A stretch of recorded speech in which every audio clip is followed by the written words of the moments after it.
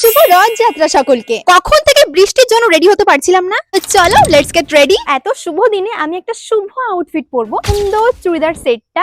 High আর বৃষ্টি হোস না please. By the way, এই যে আমার আউটফিট করে নেবো রে বাবা।